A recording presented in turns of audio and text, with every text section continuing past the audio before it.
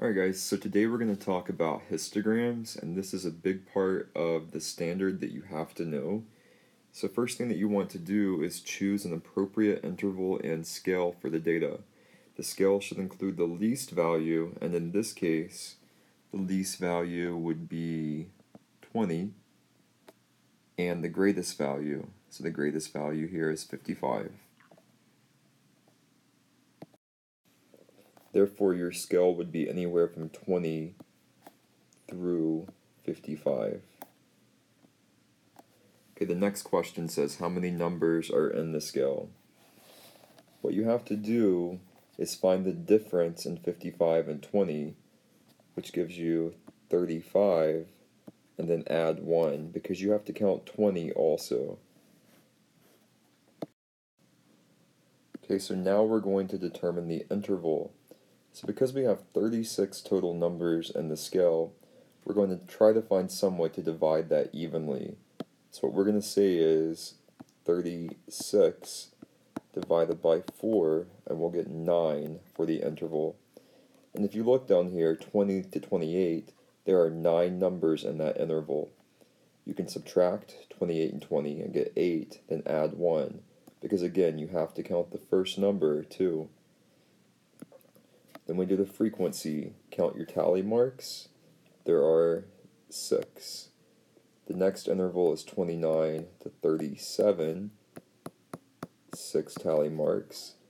Define the cumulative frequency. Cumulative means total. Just add diagonal. 6 plus 6 gives you 12. Then we have 5 tally marks. 12 plus 5, 17. And we'll go ahead and fill in here. 17 plus 3 gives you 20. 3 tally marks, and the last interval would be 47 through 55. You try the example here below and check your work using the key online. Alright, page 21. Let's highlight or underline a few things here. A bar graph is one method of displaying data by using solid bars to represent quantities. Usually these quantities are categorical.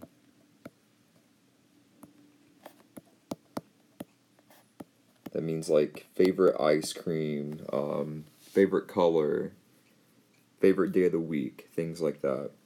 A histogram is also a bar graph, but instead, this time we use numerical data. Let's star this right here, because you're going to have this on your test. You're going to have to know this for your SOL. 2 big things you got to know. 1, bars touch for a histogram. On a bar graph, they do not touch. And again, the types of data that they measure are different. Let's make a bar graph here below. You want to make sure that you give it a title, so we'll call it miles run, because I look here in my chart and see X column is talking about runners and Y is about miles. Make sure you label everything. So just with the title and labels, that right there is 3 points. Now, let's go ahead and label the x-axis down here going horizontal using the names. And now we'll label the y using the total number of miles. So my smallest number here is 5 and my largest is 14. So I have to come up with some way to include all those numbers. So I'm going to count by 2's over here on the y-axis. So at every line, put an interval of 2. Okay, so now Bob is 9, so go up here between 8 and 10. Tamika is 12. So I'm going to take that bar up to 12. And again, notice these bars do not touch. Go ahead and finish for David and Jonas and Hannah, and then check your work with me. Okay, so make sure that your bar graph looks like the one shown here. Okay, look at page 22. We're going to make a histogram.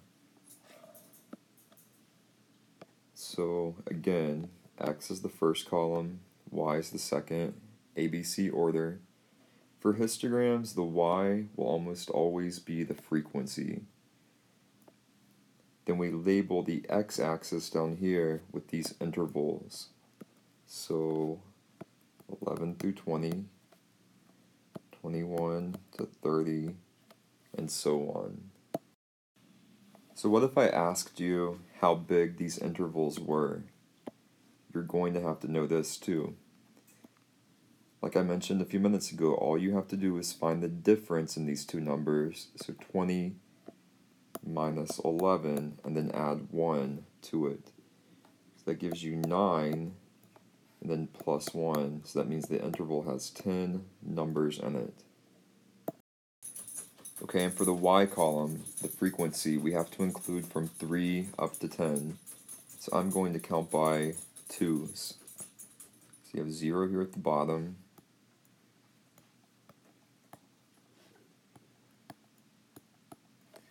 Okay, so 11 through 20 would be 3.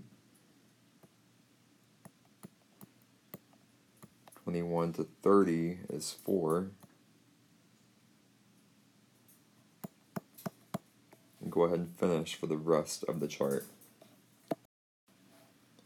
Okay, so again, we have these numerical values here on the bottom, while with the bar graph we had the categories. In the previous example it was the runners.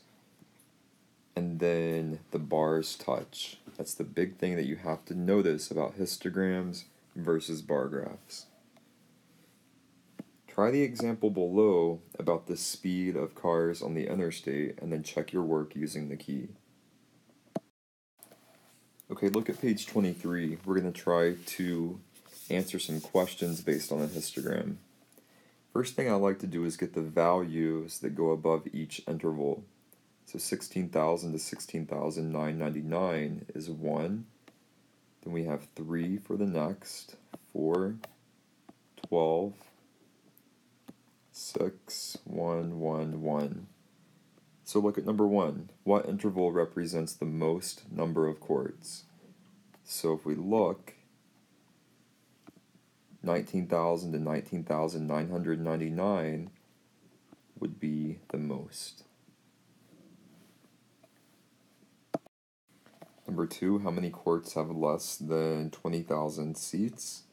So you want to look and see, it'd be from this interval under 20,000 all the way to 16,000. So just add those numbers up. Okay, and that gives you 20 quarts. Go ahead and pause the screen and try to answer numbers 3, 4, and 5. If you look at number 3, how many quarts have at most 20,000? I made a note less than or equal to 20,000. You want to choose these that are under 20,000. Very similar to number 2. Number 5 have at least 21,000. That would be greater than or equal to 21,000. Okay, so check yourself and make sure that you got everything right. Then go on to the next page.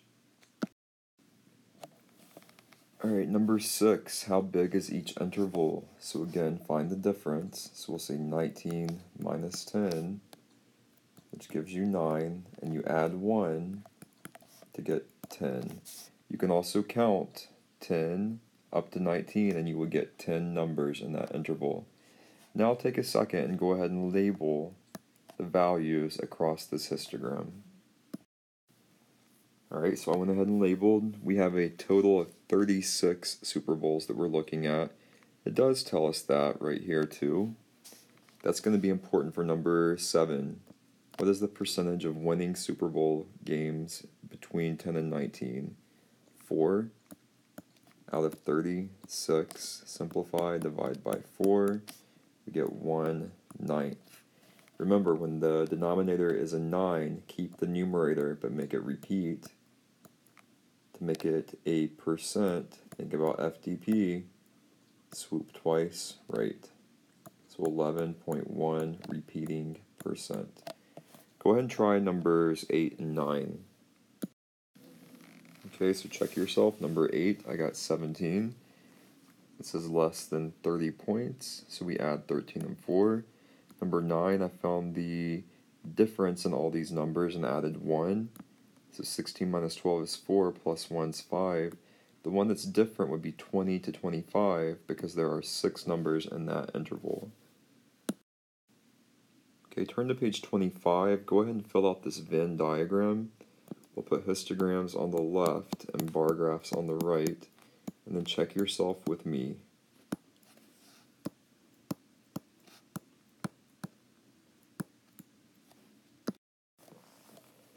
Okay, so make sure that you get these main ideas copied down.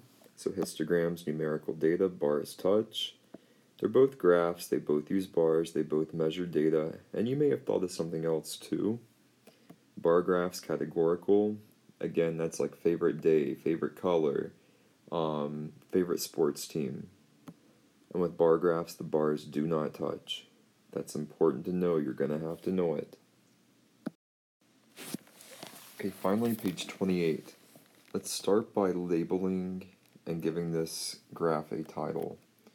What we're going to have to do here is make a histogram from the stem and leaf plot. I'm going to title it Teachers' Ages, or we'll say Ages of Teachers.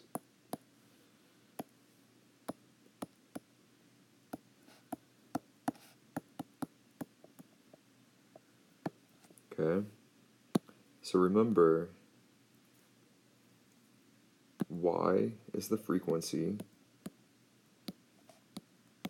and X would be the intervals. So looking above, I'm going to go by, we'll say tens, so 20 to 29.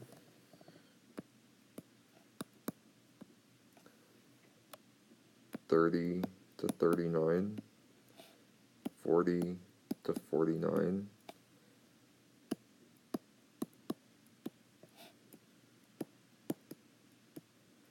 okay, so then count the leaves that fall within each category. So take a second and do that. So with my smallest frequency being 2 going up to 9, let's count by 2's here on the frequency. So 20 to 29 is 8, 30 to 39 is 9, 40 to 49 is 6. Again, it's a histogram, so the bars touch. 50 to 59 is 7. And the 60 through 69 would be 2.